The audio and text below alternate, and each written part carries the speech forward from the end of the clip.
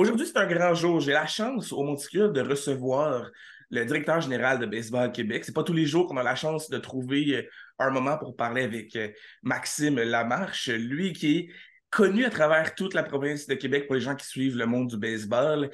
Il a débuté avec certains postes tels que occuper un poste de directeur des ventes de marketing chez les Capitales de Québec. Il a disputé une carrière dans le junior élite avec les Bisons de Saint-Eustache et les Diamants de Québec de 1999 à 2004. Après 2 saisons collégiales avec le Brevard Community College et les One Area Community College, il s'est joint au Capital de Québec en 2005 à titre de receveur auxiliaire. Et Maxime Lamarche est à l'emploi de Baseball Québec depuis l'automne 2010 et siège depuis novembre 2012 sur le comité de marketing de Baseball Canada. Il est aussi chargé du développement du Centre national d'entraînement de Baseball Québec et encore plus, la liste pourrait s'allonger assez longuement. Voici Maxime Lamarche, mesdames et messieurs. Bonjour Maxime. Salut Zach, comment ça va? Moi, je suis très content d'avoir réussi à trouver un petit moment dans ton horaire qui est complète, qui a beaucoup de choses, parce que je trouve que tu es une des personnes dans le monde du baseball Québec, de baseball au Québec, qui est le fun à aller discuter. Puis je pense que tu es la meilleure personne de référence pour apprendre beaucoup de choses sur qu'est-ce qui s'en vient pour le baseball au Québec. Puis aussi un peu là, avec exemple Édouard Julien qui a été rappelé dernièrement, mais c'est quelqu'un qui est un produit de la Fédération Baseball Québec. Fait que, juste ça, c'est quand même un gros accomplissement de savoir qu'il y a un autre joueur qui frôle le baseball majeur, qui a une chance de s'intégrer avec ça. Fait que c'est le fun aussi là, d'avoir un peu l'opinion des gens qui ont travaillé très fort pour réussir à faire un cheminement pour Édouard Julien. Mais moi, mon questionnement le plus important, c'est avant d'être DG à Baseball Québec, comment le baseball est arrivé dans ta vie? Écoute, c'est une vieille histoire, là. Le baseball est dans ma vie depuis que j'ai 4 ans. Hein? Puis, tu sais, c'est une belle histoire à raconter parce que elle a parti comme tous les petits garçons, les petites filles, dans le novice, dans le temps, évidemment. Il n'y avait pas de Rally Cap encore. On était encore à l'époque où est-ce qu'on jouait déjà des games dans le novice. Puis, évidemment, un ami sur deux quittait après un an parce qu'il n'avait pas attrapé de balle, parce qu'il n'y avait pas de gars à faire de retrait. Bref, c'était cette culture-là dans ce temps-là. Mais évidemment, j'ai commencé sur le terrain de baseball parce que mon père était un passionné. D'ailleurs, c'est important de savoir que je suis né le 15 août et que cette même journée-là, mon père était à un match des Expos. Finalement, il est arrivé à temps, là, mais il était justement au stade olympique pour aller voir les Expos. Et donc, de fil en aiguille, j'ai joué au baseball. J'ai fait toutes les étapes que nos jeunes font. Dans le temps, c'était pas des chiffres, c'était des mots. Fait que novice, atome, moustique, pee-wee, bantam, midget, puis après ça, junior élite. Puis, tu sais, de fil en aiguille, évidemment, tu te rends compte que tu as une passion pour un sport, puis je suis un des plus grands défenseurs du multisport, mais tu sais, le baseball a toujours été mon sport de prédilection. C'est ce que j'aimais faire. L'hiver, j'allais dans des écoles de baseball, je jouais au volleyball, au basket à l'école, mais continuer à faire du baseball. Et à un certain moment, ben, je me suis rendu compte que j'avais peut-être un peu de talent. Puis, de fil en aiguille, j'ai été invité à l'Académie de baseball du Canada, eu la chance d'aller jouer, comme tu as dit, dans des collèges américains. Fait mon retour à la maison, jouer un petit peu comme backup. Je le dis toujours comme backup catcher parce que dans ce temps-là, le premier receveur, c'était Olivier Lépine, puis il ne partageait pas beaucoup les games. Fait qu'on on en rit encore, là, mais bref, j'ai eu la chance un petit peu de jouer du baseball professionnel. Puis après ça, tu sais, je suis un homme de baseball, ça fait partie de mon ADN. Je suis un de ceux qui croient que le baseball peut changer des vies, peut changer des cours de vie, des pattes, comme on pourrait dire, à un certain moment. Fait que c'est ce qui fait qu'à 40 ans, maintenant, je suis encore dans le baseball puis que j'ai encore la même drive, la même passion quand on parle de notre sport. Et moi, je me demandais, tu as eu la chance, en fait, de jouer dans la LBGQ, chose que la saison a débuté le 20 mai dernier. On a un exemple pour le Saguenay ce soir, on a le premier match de la saison à domicile à Jonquière. Toi, ton parcours, tu as eu la chance de la partager avec une équipe de Montréal, les Bisons de Saint-Eustache, et une équipe de Québec. Et là, je sais qu'il y a quelques années, on avait 2 ligues dans la LBGQ. On avait celle qui rejoignait beaucoup Montréal et on avait celle qui rejoignait plus Québec. Est-ce que tu étais dans ces moments-là?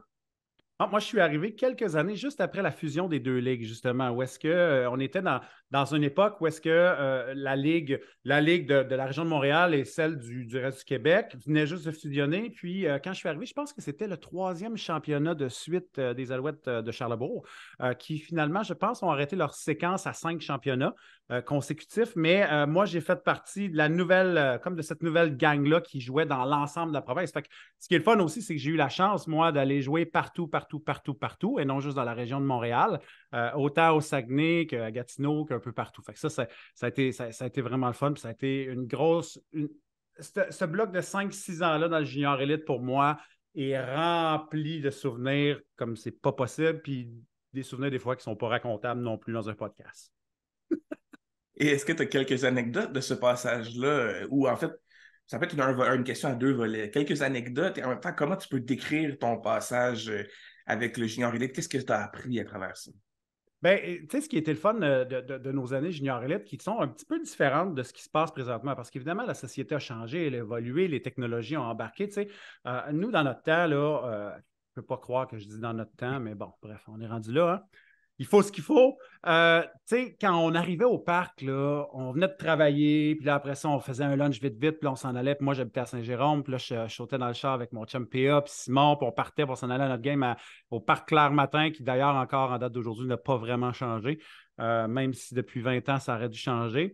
Et ben, on arrivait, puis on se préparait, puis on était très focus. On avait une game, on faisait nos échauffements comme du monde, notre pratique d'avant-match, on avait notre game, puis c'était pas rare qu'on restait au parc pour continuer à parler de baseball, continuer à se lancer, continuer à frapper jusqu'à des fois à 1 heure, 2 heures, 3 heures du matin.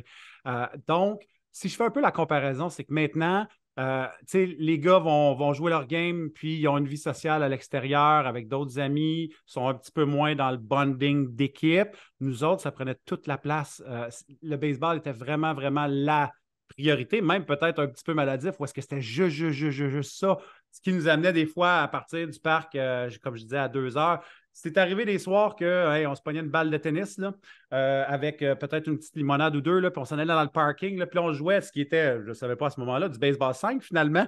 On jouait dans le parking avec les lignes, puis là, à un certain moment, ben, il y a quelqu'un qui venait nous dire, hey, les boys, il est rendu 2 heures du matin, là, faites un peu trop de bruit, il faudrait peut-être partir, puis là, après ça, ben, nous autres, on s'en retournait à la maison. Mais ces années-là, dans le junior élite, ont tous été un petit peu comme ça.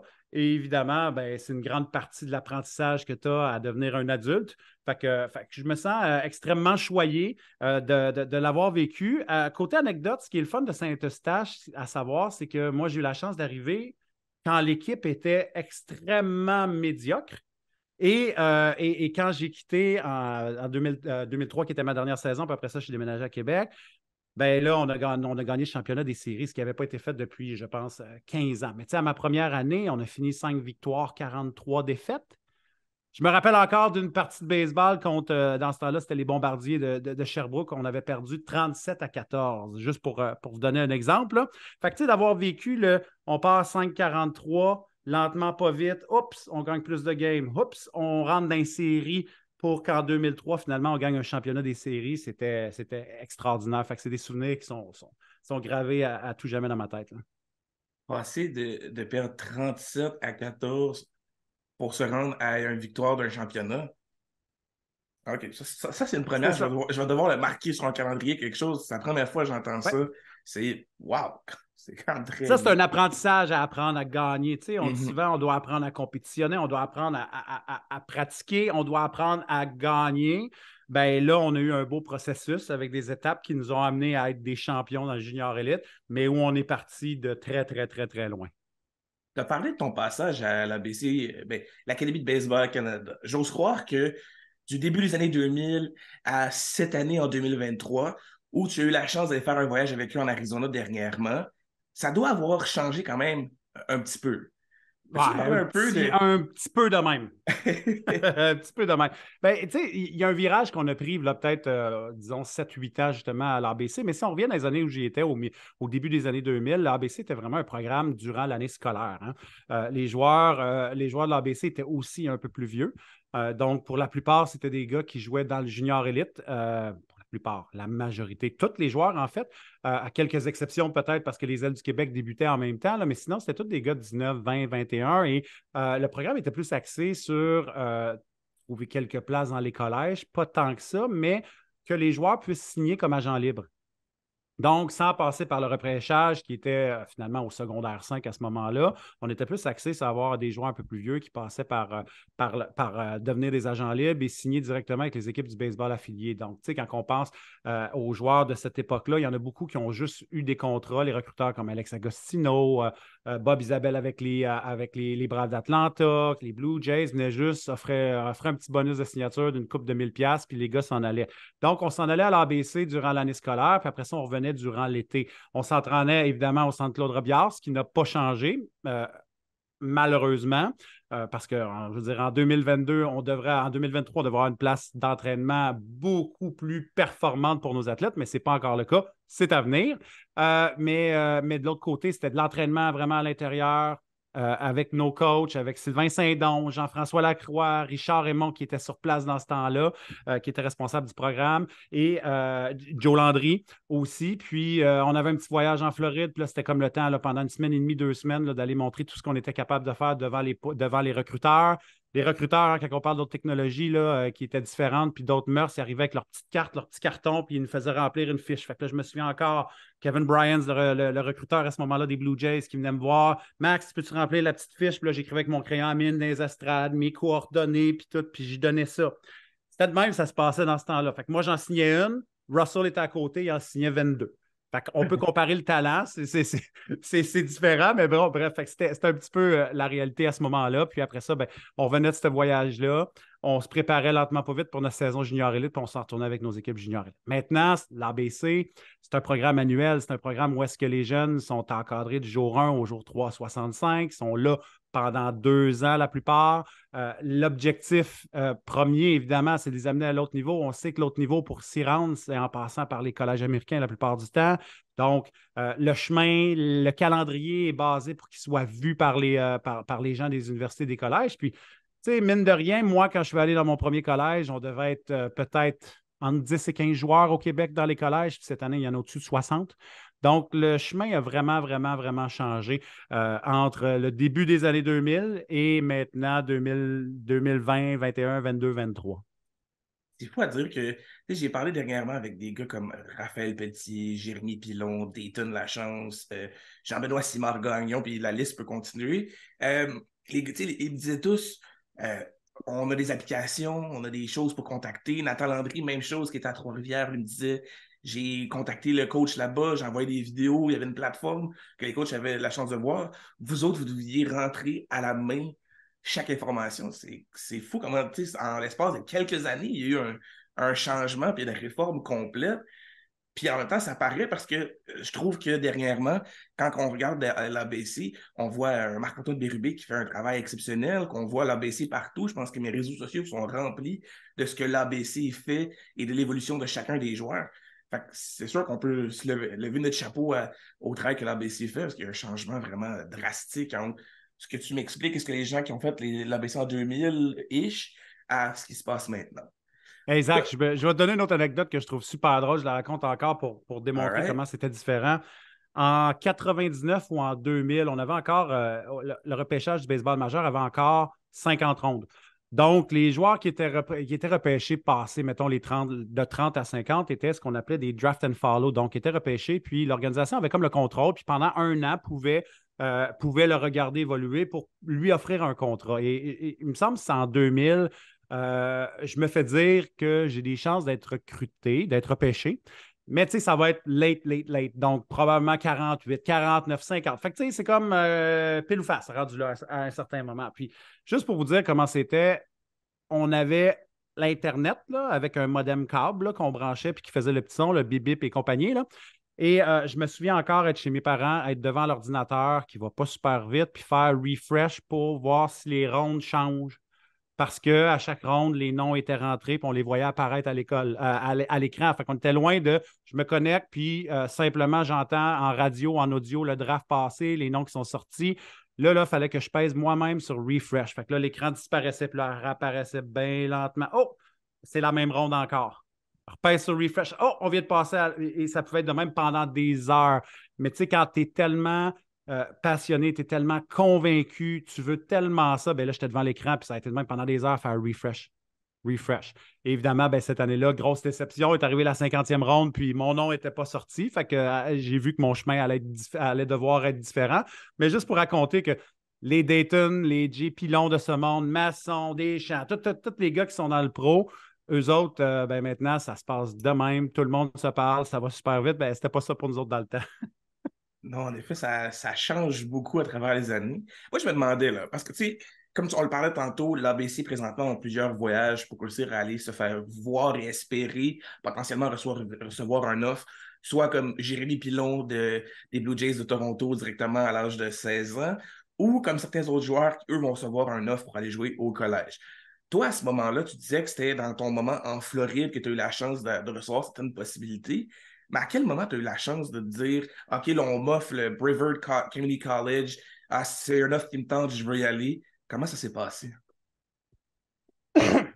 Excuse-moi. Comme nous, on n'avait pas accès à 10 000 plateformes, c'est une question de qui connaît qui dans ce temps-là. Puis c'est drôle parce que maintenant qu'on a accès à tout, à Baseball Reference, à toutes les plateformes, on est capable de voir ce qui s'est passé dans l'historique. Mais dans ce temps-là, là, tu croyais qui tu croyais, puis le meilleur vendeur était le meilleur vendeur.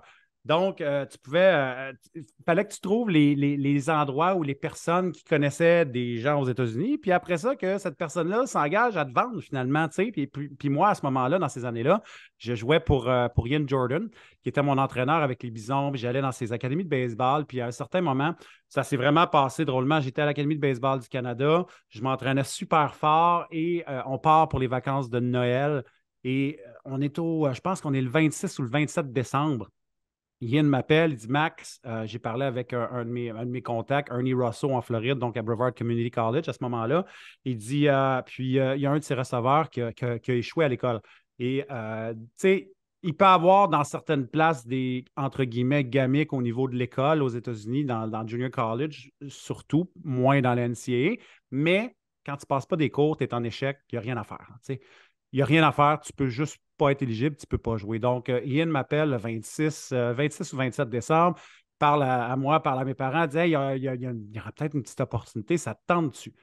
À ce moment-là, il faut savoir que je viens d'avoir 18 ans, je ne parle pas vraiment anglais, mais je suis comme Hell yeah! Yes, c'est ça que je veux. Moi, je veux jouer aux États-Unis, j'aimerais ça jouer dans les collèges, j'aimerais ça vivre ces expériences-là. Fait que finalement, 2 jours après, juste avant finalement le nouvel an, Ernie Russo m'appelle, qui ne parle pas du tout en français. La seule chose qu'il trouve drôle, c'est de dire qu'il pense que Russo, c'est comme Rousseau, puis c'est probablement un nom français. C'est à peu près la seule chose. Mes parents ne parlent pas anglais du tout, mais on finit par se comprendre à un certain moment. Ce qui fait que le 2 janvier, donc on n'est même pas une semaine plus tard, je remplis ma grosse poche de hockey. Je pars à Berry-UQAM, donc la station d'autobus en plein milieu de Montréal. Je prends mon billet qui commence à se faire imprimer, puis qui est long, puis qui est long, puis qui est long, parce qu'il y a 7 arrêts, et je pars pour la Floride. Donc, c'est de même que ça s'est passé à un certain moment où est-ce que ça a été, hey, c'est quoi, il y a une opportunité, go. Puis, tu sais, on en reparlera peut-être plus tard, mais ça a toujours été un peu comme ça que j'ai avancé dans ma carrière. OK, il y a une opportunité, on ne la laisse pas passer, on saute dessus. Bien, ça a été, je dirais, le début. Donc, cette journée-là, j'embarquais dans l'autobus. Je partais sur une ride de 72 heures avec plein de stops à travers la côte Est jusqu'à Melbourne, en Floride, en souhaitant ne pas me perdre à quelque part en chemin. Puis, je suis arrivé à un certain moment en Floride. Puis, let's go. Baseball a commencé, puis la suite s'est faite à ce niveau-là. Et tu as eu la chance quand même d'aller à 2 collèges, soit lui de One Area Community College. Donc, qu'est-ce qui a causé le fait que tu as passé du Brevard à One Area Community College pour Ouais. potentiellement terminer ton parcours aux États-Unis après ça? Oui, ben, j'ai fait ma première saison justement à Brevard. Un environnement à la Floride, c'est très, très, très, très fort. Fait que, tu sais, maintenant, avec beaucoup, beaucoup de recul, avec le talent que je pouvais imaginer que j'avais ou que j'ai, j'étais un joueur dans cette division-là très moyen. Très bon receveur, capable de pogner les balles, en masse débloqué, bon leader en arrière de la plaque, capable de couper des gars aux deux, beaucoup de pop, mais affronter des lanceurs extrêmement, extrêmement difficiles, des gars qui ont été repêchés très haut à ce niveau-là, à Miami-Dade, à Indian River, à Fort Lauderdale, dont Broward. Donc, j'ai eu une saison quand même so-so, tu sais, correcte, mais sans plus. Et quand je suis revenu au Québec durant l'été, malheureusement, mon père a fait un AVC. Ce qui a fait que j'ai priorisé de rester à la maison l'année d'après pour être là pour lui, pour être là pour ma mère à un certain moment. Donc, j'ai commencé à travailler. J'ai joué à la saison junior élite, j'ai commencé à travailler en restant à la maison, puis voir en me disant, ben, je vais me donner une année pour voir comment ça va se passer avec mon père, il va se rétablir, puis après ça, ben, je pourrais repartir. Et c'est ce qui est arrivé par la suite, où est-ce que j'ai continué à m'entraîner fort avec Ian Jordan, avec mon équipe junior. Puis il y a un autre Québécois qui s'appelait Eric Langell, qui avait été repêché par les Expos, qui a joué longtemps dans l'organisation des Dodgers, qui d'ailleurs il est bullpen catcher pour les Mets encore aujourd'hui, je crois. Eric avait joué justement à Des Moines en Iowa. Et c'était un ami, c'était une connaissance à ce niveau-là, à ce moment-là. Fait qu'il a appelé John Smith, qui était l'entraîneur, puis il a dit Hey, j'ai un catcher un peu comme moi, ainsi de suite, qui cherche une place. Il a joué collégial déjà. Et encore une fois, occasion, opportunité. John m'appelle. Mon anglais était déjà un petit peu mieux. Fait que j'étais capable de jaser avec lui. Hey Max, on aurait une place. Ça ne te coûterait pas trop cher. Tu aurais ton électricité, ton câble, ta télé à payer, ta bouffe, mais le reste, on s'en occupe. On va avoir des bourses, ainsi de suite. Ça te tente dessus? Hell yeah! Pourquoi pas? Let's go! Fait que je me suis relancé dans l'aventure, je suis reparti. Et après ça, évidemment, ben là, ça a été le temps de faire des choix parce que j'avais pris du retard à l'école à ce niveau-là aux États-Unis. Donc, d'aller dans une université de 4 ans par la suite nécessitait que je prenne des cours supplémentaires, que je reste à l'école, que là, j'avais à payer parce que c'était plus pendant la saison de baseball. Donc, après ça, j'ai fait le choix de ne pas retourner et de terminer avec l'expérience de Des Moines, puis de m'en revenir au Québec, rejoindre ma blonde qui est à Québec. Et après ça, ben, le parcours, j'ai fait un petit bout de chemin avec les Capitales comme joueur et après ça, comme dans les bureaux administratifs. Et à ce moment-là, avec le Capital, est-ce qu'on parle d'un certain Michel Laplante qui serait un coach à ce moment-là des années 2004-2005? Oui, ben Michel était, tu sais, puis j'ai toujours dit, Michel avait été un mentor pour moi, surtout dans ces années-là. Quand je suis arrivé à Québec, même chose, je me suis présenté à un certain moment à l'Académie de baseball des Capitales. Je suis allé voir Michel Laplante. J'ai dit bonjour Michel, je me présente, Maxime Lamarche. Je veux travailler. As-tu de la job pour moi? Je peux t'aider dans les cours de baseball, dans les académies ici. Donc, Michel a commencé à me faire travailler dans son école de baseball. Par la suite, on a super bien connecté, on a super bien bondé, Michel et moi. Et j'ai pendant plusieurs années pivoté dans toutes les entreprises où Michel avait un intérêt ou était impliqué. Donc, j'ai travaillé avec l'Académie de baseball des Capitales. J'ai joué avec les Capitales de Québec, mais j'ai aussi travaillé dans les bureaux administratifs. Puis ça c'est une des drôles d'anecdotes parce que ma première année, où j'avais 3, 4 jobs en même temps, ben, une était au niveau des ventes pour les capitales et ma job, c'était d'appeler tous ceux qui avaient dit non dans les 5 dernières années. Fait que là, j'appelais du monde, puis je savais que ça faisait 5 ans qu'on les achetait des billets, puis qu'ils disaient toujours non. Et là, une fois de temps en temps, je me faisais poivrer. Puis là, j'essayais de virer ça drôle, puis je me donnais l'objectif de dire Hey, moi, je vais être celui qui va les convaincre. Puis je me souviens, mes collègues à ce moment-là, Nathalie, Nicole, Ginette, qui étaient dans le bureau des ventes, étaient comme genre je peux pas croire qu'il va toutes les rappeler. Puis là, une fois de temps en temps, j'en pognais un. Fait que je travaillais avec eux. De fil en aiguille, j'ai commencé à ce moment-là à travailler aussi avec Jean-Philippe Roy au programme Sport-Études, Cardinal Roy, qui est maintenant les Canonniers de Québec. J'ai travaillé avec Michel aussi. Je pense que j'ai été le deuxième ou le troisième employé sur le payroll de B45 parce qu'à ce moment-là, Michel venait de fonder B45 avec Olivier Lépine, avec des ingénieurs forestiers dans le milieu du Vieux-Québec. Puis c'est ça. Fait que je passais une partie de ma journée, j'allais tourner des bâtons, j'allais peinturer des battes. Le soir, quand je jouais junior élite, j'essayais de convaincre les équipes contre qui on jouait d'acheter des bâtons. Je donnais des cours de baseball dans l'académie, je donnais des cours à gauche, j'allais au sport-études. Puis, fait que tout ça a été une grosse période d'apprentissage et évidemment que j'en dois une à Michel Laplante pour le reste de ma vie parce que c'est lui qui m'a plugué un peu dans tous ces milieux-là, évidemment. Et peu après, tu tombes dans la grande famille de la Fédération de baseball Québec. Si j'ai bien noté mes informations, on parle que tu as commencé en 2010 et en novembre 2012, tu as tombé sur le comité marketing de Baseball Canada. Est-ce qu'on doit encore une fière chandelle à Michel pour t'avoir aidé à te diriger vers Baseball Québec? Comment ça s'est passé? Ben, tout est une question d'opportunité. Je m'en souviens encore. Donc, on est en 2010 durant l'été. Le défi triple jeu que Baseball Québec organise depuis des siècles. La finale provinciale se déroule à Québec, sur le terrain, au Stade Canac, évidemment. Ben Lavigne, qui est à ce moment-là le président, est sur place. Claude Bazinet, qui est le président de la région de Québec, est là aussi parce qu'il fait partie de l'organisation. Puis là, on commence tout à jaser ensemble. Puis moi, je suis à l'étape où est-ce que je me dis, hey guys, moi, je suis sur la fin avec les Capitales parce que je retourne dans mon coin. Ma blonde a fini son doctorat. On va retourner dans la région de Montréal. Fait que, y a-tu des opportunités? Fait que, dans le baseball, tu sais, je veux dire, autant dans les sports-études, à ce moment-là, je coachais beaucoup, que dans d'autres choses. Et de fil en aiguille, ben, finalement, Ben, il dit, ben, laisse-moi regarder, voir. Je pense qu'il y a quelqu'un en communication qui s'en va à Baseball Québec, là. Et finalement, quelques jours après, je rencontre Gilles Taillon, qui est le directeur général de Baseball Québec à ce moment-là, avec Stéphane Durocher, un des VP. Je m'en souviens au restaurant Normandin, où est-ce que, encore une fois, aujourd'hui, j'aime aller prendre une petite lasagne de temps en temps. Et je les rencontre, puis on échange, puis ça clique. Fait que finalement, ben, opportunité, pouf, pas besoin d'aller faire n'importe quel autre job. Les gars me disent qu'il y a un poste qui est disponible, je saute dessus, puis après ça, on est déménagé dans la région de Montréal et mon histoire avec Baseball Québec a commencé à ce moment-là.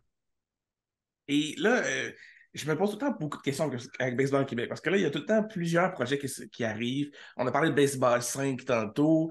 On a parlé, tu sais, il y a beaucoup de choses qui ont changé par après. Les sports-études, juste le format des sports-études a changé avec les années. Euh, à ton arrivée à titre de directeur général de Baseball Québec, la situation de Baseball Québec ressemblait à quoi? Quels étaient les défis que tu avais à faire face? Moi, je suis arrivé dans le meilleur. On pourrait dire, tu sais, si on regarde les statistiques, je suis arrivé quand la Fédé était au fond du baril. C'est-à-dire que toute la période après Expo, où est-ce que tout le monde se convainquait que le baseball est un sport de crotte. Que le soccer gagnait en popularité, même s'il était déjà, tu sais, je veux dire, le soccer c'est un sport mondial, fait que, il a toujours été populaire, mais là, il y avait un engouement encore plus grand. Les terrains de baseball étaient défaits pour faire place à des terrains de soccer.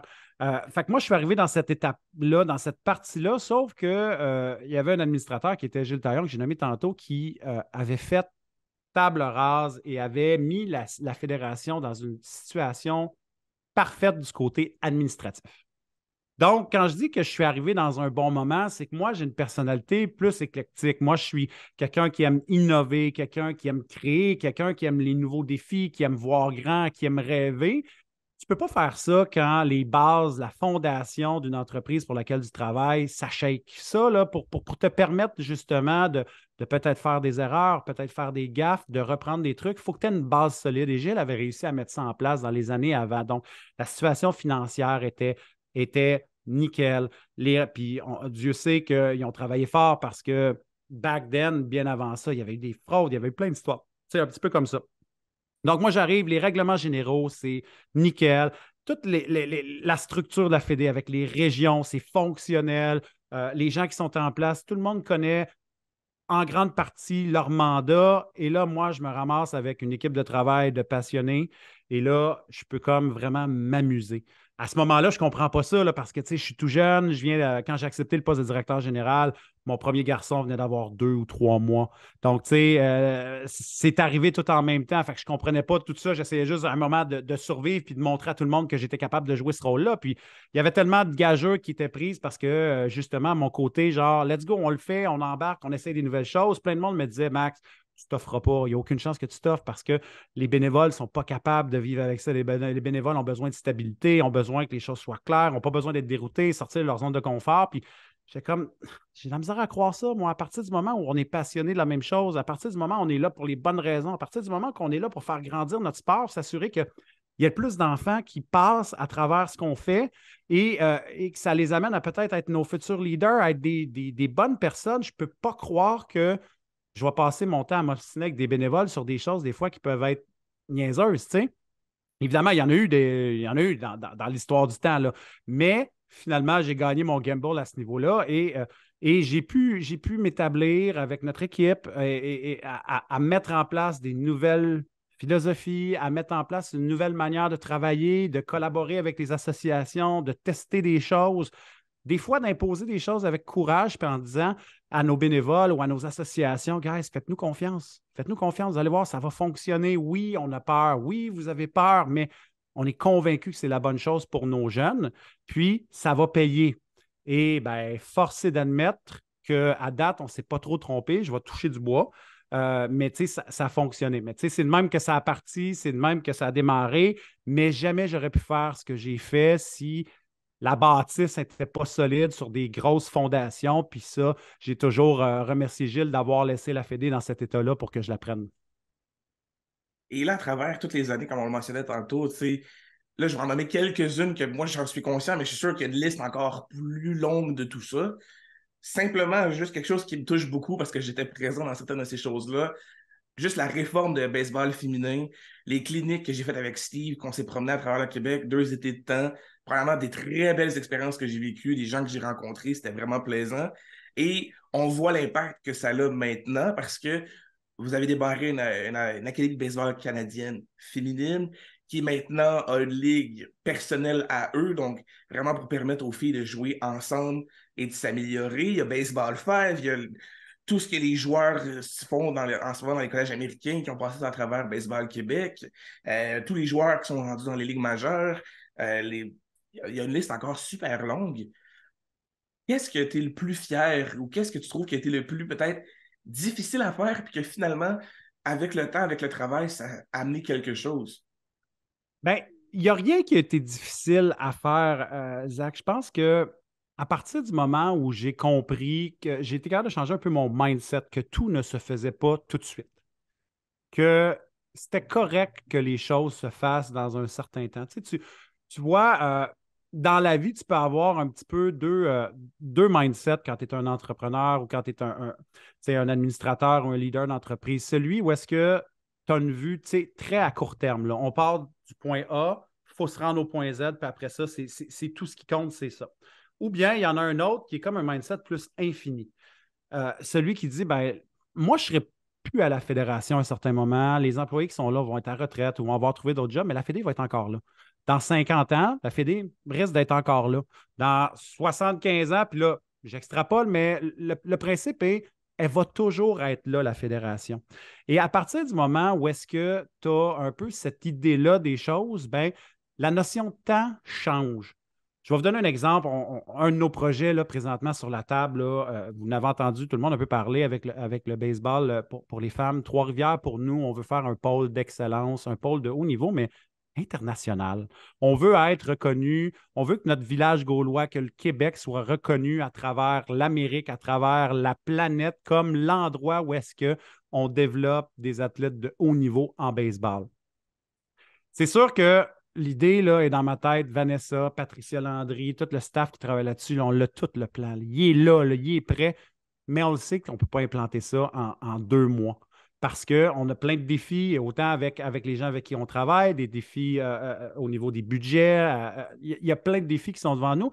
Mais à partir du moment que tu changes ton mindset puis que tu n'es plus dans l'idée de hey, il faut faire ça tout de suite, puis que tu es capable de dire hey, si on lève là, le projet dans 1 an ou dans 2 ans, là, ça va être parfait. On le met en place pour les 30 prochaines années. Fait à partir du moment où j'ai été capable, moi, de changer un peu ce mindset-là, puis de me ralentir, puis de me dire, hey, vaut mieux aller un petit peu plus lentement, mais en allant plus lentement, on est sûr de notre shot, puis on va être correct pour le reste de la vie. Tu ne peux pas avoir ce mindset-là quand ton objectif il est juste dans 6 mois, quand il est juste dans 8 mois, quand il est juste dans 12 mois. Je vais vous donner un autre exemple. L'Académie de baseball du Canada. Il y a beaucoup de compétitions qui est en train de se développer au Québec, en Ontario, dans le reste du Canada, dans le baseball de haut niveau. L'ABC reste probablement, à date d'aujourd'hui, le seul organisme à but non lucratif à ce niveau-là, qui n'est pas une entreprise privée, puis qui est subventionné par un gouvernement.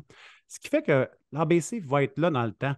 Le mandat qu'on reçoit du gouvernement va être là dans le temps. Donc, on n'a pas à prendre des décisions pour dans 4 mois, pour dans 6 mois. Donc, ah non, il faut vraiment prendre plus de joueurs ou il faut vraiment, vraiment avoir tel joueur parce qu'on a besoin d'argent, parce que pour rouler les opérations, ça prend un nombre XY d'inscriptions. Fait que on va pousser plus fort. Écoute, on va en mettre de la gomme là, pour être certain qu'il ne s'en va pas ailleurs. On n'a pas à dealer avec ça, nous, parce que le mindset, comme je disais, il est comme infini. Toutes les décisions qu'on prend, c'est toujours pour la continuité puis le futur de notre entreprise. Fait qu'à partir de ce moment-là, longue réponse pour revenir à ta question. À partir de là, il y a plein de projets pour lesquels je suis extrêmement fier. Mais ce qui me rend le plus fier, c'est qu'un jour, quand je vais quitter Baseball Québec, je vais avoir pris l'entreprise, Gilles va me l'avoir laissé, puis je pense que je vais l'avoir laissé dans une meilleure condition que quand je l'ai pris. Au niveau de sa popularité, au niveau aussi de la notoriété que Baseball Québec a à travers le Québec, puis même à travers le Canada, veut pas, à chaque année, on est dans les 3 finalistes pour le titre de Fédération sportive de l'année. Tu sais, c'est une compétition à travers au-dessus d'une soixantaine de fédés, puis on finit toujours dans le top 3. Puis pour moi, c'est un signe d'excellence, ça. Et après ça, ben, quand tu rencontres justement des gens au niveau du gouvernement, des politiciens, des commanditaires, ben, la notoriété de Baseball Québec est de plus en plus forte. Fait que pour moi, ça, c'est quelque chose qui est extrêmement important. Et la dernière des choses qui, pour moi, est primordiale, c'est que, en dedans de moi, là, sans être obligé de regarder qu'on a des gars dans les collèges américains plus que jamais ou qu'on a des gars qui sont dans les ligues majeures, est-ce que les actions qu'on a posées ont aidé les jeunes à avoir plus de chances de devenir les meilleures personnes, plus de chances de jouer dans le baseball pro, plus de chances d'aller à l'école, plus de chances d'être des leaders de la société de demain? Ça, pour moi, je pense que j'ai accompli avec notre équipe cette mission-là, puis c'est ce qui va me rendre le plus fier. T'sais, après ça, ben, on pourrait sortir 10 000 projets, comme la tournée des Cubains.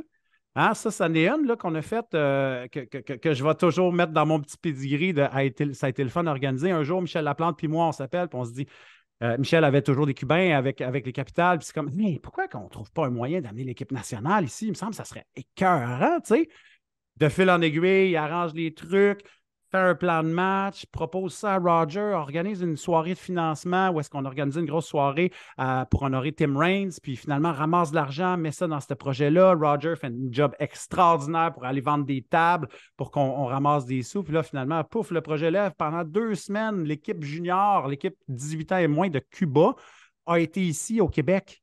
Tu sais, ça, c'est un projet qui, à mes yeux, est exceptionnel. Oui, il y en a 2 qui se sont sauvés. Oui, dans mon histoire, puis dans ma tête, quand je vais être un jour dans une maison des aînés, ben, je vais être capable de raconter que j'ai vu les caméras du Collège Huntsic avec les 2 jeunes Cubains qui sont partis en courant. Tu sais, je vais pouvoir raconter toutes ces histoires-là, mais on a été capable d'innover puis de vivre plein de beaux moments de même. Fait que tu sais, de savoir qu'on a réussi à changer le parcours de jeunes garçons, de jeunes filles, super important pour moi, puis que notre sport, on a été capable de l'amener à un autre niveau, ben, c'est top-notch pour moi, là. J'ai quelques questions encore que j'aime poser parce que je sens qu'il y a des gens à travers le Québec, des fois, qui peuvent se poser la question, puis j'ose croire que tu es la meilleure personne pour réussir à donner un peu un point de vue sur la fédération se dirige où avec ça. Tu sais, dernièrement, au Saguenay, toute l'organisation de baseball Saguenay et plusieurs gens à travers les organisations de soccer ont réussi à faire ériger un stade qui s'appelle Soccer Dome, qui permet aux sports-études des pionniers de Saguenay de jouer sur un terrain synthétique qui n'est plus une salle de gymnase. Tantôt, tu parlais que l'ABC, le centre Claude Robillard, potentiellement, il pourrait avoir des installations plus intéressantes pour aider l'ABC à s'entraîner dans des meilleures conditions. Ne disant pas nécessairement que Claude Robillard n'ait pas des bonnes conditions, mais qu'il y a d'autres choses qui pourraient être possibles Ouais. d'être faites. Quelle est la tête, un peu l'idée de Baseball Québec à travers la possibilité peut-être de trouver un moyen d'aider les sports-études ou les organisations à se doter d'un centre synthétique ou d'un terrain synthétique qui pourrait peut-être se transformer comme un dôme, comme les capitales de Québec ont à Québec? Quelle est la tête un peu de Baseball Québec avec ça? Bien, c'est sûr et certain que ce qu'on veut, c'est qu'il y ait le plus de terrains de qualité au Québec, que ce soit par des synthétiques avec des dômes, des petits synthétiques, des avant-champs synthétiques, des terrains de baseball pas synthétiques, mais neufs, bien drainés. Tu sais, hier, on pratiquait avec notre petite équipe de 9 ans et moins ici là, à Mascouche. Puis, il y a un terrain, le parc Saint-Gabriel, qui a été construit l'année dernière. Tu sais, et toute la journée, il y a eu de la pluie. Et l'ensemble des pratiques sur l'ensemble des autres terrains de la ville de Mascouche ont tous été annulés parce qu'il y avait des flaques d'eau, et ainsi de suite. Mais Saint-Gabriel, lui, il était nickel, il était parfait. Je suis allé le voir, puis il était juste tout beau parce qu'il venait de mouiller. Pourquoi? Ben, le drainage, il vient juste d'être fait, le terrain. Donc, oui, on va avoir des infras synthétiques partout, on voudrait des dômes partout, mais tu sais, juste d'avoir des nouveaux terrains de baseball qui sont aux normes de 2023 dans beaucoup d'associations de baseball mineurs, ça serait déjà la base. Puis, tu sais, pour répondre à ta question, c'est un, je sais pas, le mot mythe n'est peut-être pas le bon, mais il y a beaucoup de gens dans la vie, dans notre monde de fédération, à travers les associations, les organisations 2A, les sports études, les équipes 3, le junior élite, les ligues seniors, qui veulent tout que Baseball Québec intervienne puis les aide dans quelque chose. moi, je suis super willing à faire tout ça, mais j'aime toujours rappeler aux gens qu'on est 9 employés. Hein. Tu sais, fait que les attentes sont hyper élevées sur Hey, mais Baseball Québec pourrait faire ça ou Baseball Québec pourrait s'occuper de ça. Tu sais, à la blague, en fin de semaine dernière, on est allé chercher les uniformes de nos jeunes, puis on a un collègue ou un ami qui dit à un autre papa, il dit Hey, c'est lui le DG de Baseball Québec. Là, tu sais, il te manque des filles pour faire une équipe de plus. Là, ben, c'est lui devrait aller faire du porte-à-porte puis convaincre les filles de jouer au baseball. Tu sais. Et il faisait à la blague, c'était très drôle, mais c'est un peu un mindset des fois que les gens ont. Mais au bout de la ligne, on est 9 employés pour la province au complet, pour l'ensemble du territoire, puis pour autant parler de championnat, de tournois, de réglementation, de programmes d'initiation, communication, marketing, les règles de jeu, les liens avec les championnats provinciaux, championnats canadiens. Fait que, il y a beaucoup, beaucoup, beaucoup de choses. Donc, des fois, on ne va pas s'embarquer dans tout. Puis là, on ne parle pas de régler les chicanes, évidemment, parce que quand on parle d'hommes, on parle d'hommerie. Quand on parle d'hommerie, ben, on parle des fois de triche ou on parle d'interprétations différentes de règles. Fait qu'on a beaucoup, beaucoup de travail, mais j'ai jamais refusé, pour parler d'infrastructure, j'ai jamais refusé autant qu'un sport-études, qu'une municipalité qui a un petit peu d'ambition ou qui va en savoir un petit peu plus puis qui veut poser des questions sur comment se construire un beau parc de balles, de venir nous rencontrer, de venir passer du temps avec nous. J'ai travaillé peut-être dans les 2, 3 dernières années sur au moins une quinzaine de projets. D'envergure, plus petit, mais du moins qui faisait toujours progresser le baseball. Je pense, exemple, au terrain de baseball à Saint-Colomban à Laurentide, qui est un nouveau parc, qui est une ville qui n'avait plus d'association de baseball depuis un bon 15-20 ans et qui leur revient. Ben, ce n'est pas un dôme, ce n'est pas un stade des ligues majeures, mais c'était vital d'avoir un nouveau terrain dans ce coin-là, dans cette ville-là qui présentement explose de jeunes familles. Donc, c'est sûr et certain que chaque projet, on va être derrière pour les soutenir, les supporter, puis challenger aussi les villes parce qu'ils n'en ont pas construit beaucoup de terrains de baseball dans les dernières années. Donc, les connaissances sur qu'est-ce qu'on devrait faire, hey, l'orientation du terrain, l'espace en arrière du marbre, tous ces petits détails-là, ben, on est capable de venir les soutenir, fait que ça nous aide toujours. Et mon rêve le plus grand, c'est que chaque région au Québec puisse se doter un centre régional d'entraînement qui, je le souhaite, pourrait être évidemment un turf avec un dôme qui nous permettrait de jouer 365 jours par année, comme on le voit à Québec. Je veux dire, cette recette-là, là, c'est un immense succès et je pense que c'est duplicable dans les autres régions du Québec. Fait qu'à chaque fois, s'il y en a présentement qui nous écoutent et qui se disent Hey, j'avais une petite idée, ben buzzez-moi, ça va me faire plaisir de vous aider par rapport à ça. Et tu viens de me faire penser à quelque chose que j'ai vu dernièrement dans un article de Benoît Rioux dans le Journal de Montréal qui laissait savoir potentiellement qu'un jour, c'est peut-être pas impossible de voir une équipe de la Ligue Frontier à Montréal. Est-ce que toi, en tant que DG de Baseball Québec, tu crois que c'est quelque chose qui serait possible? Est-ce que tu vois un impact positif ou plus réticent à l'idée que potentiellement un jour, il y a quelqu'un qui amène une équipe de la Ligue Frontière à Montréal? Je pense que ça serait une très, très, très, très bonne idée qu'une équipe, c'est un projet qu'on. Donne-moi 2 secondes. Pas de problème. C'est un projet qu'on chérit, que là, ça soit Ligue Frontière ou que ça s'appelle Ligue Canam avant, que ça s'appelle la Northern League. Je pense que la communauté, je le disais plus ou moins, la communauté métropolitaine de Montréal, là, la fameuse CMM qu'on a entendue, on ne connaissait pas avant la pandémie, puis que maintenant on connaît très bien avec les couleurs de secteur, les régions et tout, là, je pense que la CMM doit avoir une équipe de baseball professionnelle. Évidemment, ayant travaillé pendant presque 10 ans avec les Capitales, je suis vendu au projet de la Ligue Frontière. Ce baseball-là, pour moi, est extrêmement intéressant pour le développement de notre sport, et pour plusieurs raisons. D'une part, parce que ça permet aux jeunes vraiment de connecter avec les athlètes. Ils sont faciles d'approche. Je l'ai vécu, je l'ai vu, après les pratiques au bâton, d'accepter aux joueurs, de les voir, de signer des autographes, d'aller se donner des high-fives. C'est possible, ce qui n'est pas le cas avec le baseball majeur, puis même avec le baseball affilié qui est plus compliqué aussi. T'sais. Fait que je pense pour le développement du baseball mineur, c'est une bonne chose. Puis de l'autre côté, ça vient donner aussi une équipe de plus, donc plus de place pour nos jeunes qui sortent du baseball de haut niveau. Ceux qui ont été dans les collèges américains et qui ont espéré d'être repêchés, puis finalement, ça n'a pas marché. Parce que, évidemment, le baseball majeur est extrêmement sélectif. Il y a beaucoup d'appelés, peu d'élus. Hein? Alors, ça leur prend des endroits pour jouer. Donc, d'avoir une équipe dans CMM permettrait à encore plus de Québécois de jouer. permettrait de créer tellement de belles rivalités avec la gang de Québec, avec la gang de Trois-Rivières, puis Ottawa. Je n'y vois que du positif. Est-ce que ça doit être sur l'île de Montréal? J'en suis pas certain parce que Montréal est tellement grand que beaucoup, beaucoup de choses passent sous le radar. Pour qu'une équipe, à mes yeux, fonctionne bien, une équipe qui va attirer entre 150 et 200 000 personnes par année comme les Capitales ou comme les Aigles, il faut que tu sois dans un milieu où est-ce que tu es capable de créer une appartenance.